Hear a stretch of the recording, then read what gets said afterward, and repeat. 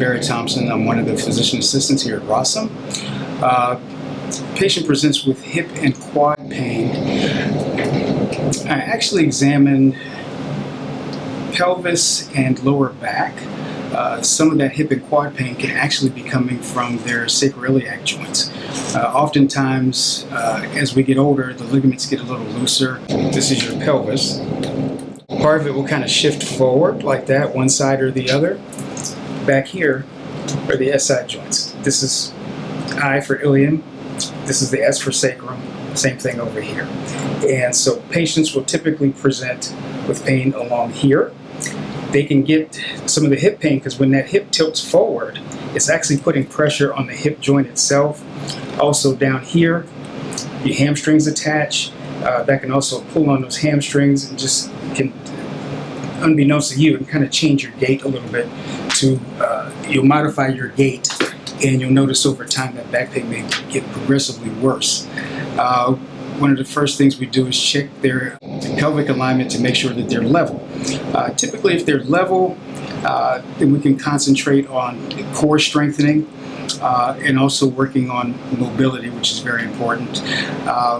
We do use the ultrasound. Oftentimes, you can find that the hip labrum, which is kind of like the suction cup that keeps the ball in the socket, so to speak, is damaged. If that's the case, we can offer treatments that include either prolotherapy or using your own plasma. If there's some advanced arthritis, then we can talk about actually using your own fat, your adipose tissue, to help with the arthritis pain, and also helps to repair some of those structures, those supporting structures around the hip. One of the things that you can do preventively, everybody always says lose weight. That's fine. Losing weight isn't the total answer. I think everyone should be in a flexibility, mobility type program. Something like either yoga. There are some places called stretch zones that can help you with your mobility. After a certain age, all you really need is core stability and flexibility. You use your core every day, even when you're not thinking about it. The only time your core is shut off is when you're sitting. But day-to-day activities, you went to Costco, you got to lift a bunch of heavy packages out of the car. If your core is weak, you're probably in here the next day talking to me, telling me your back hurts or you're getting some pain that's traveling from the back around to the hip or what have you. You may have pain going down the leg.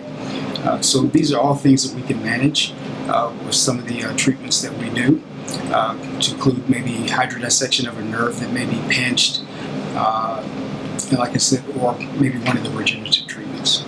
Treatment plans are tailored based around what we find during the ultrasound exam and also the clinical exam. So if we've identified some pathology in some of the quad tendons, like the rectus femoris, which is one of that's one of your hip flexors, or your psoas tendons, and again the labrum, then those are the areas that we're looking to treat. And a lot of times people have a chronic condition called tendinosis, which is, the tendon is more scar tissue than it is tendon tissue, and the healing progression stopped a long time ago. And tendinosis doesn't get better with rest. It may feel good while you're resting, but as soon as you get up and start using that body part again, it'll start hurting again.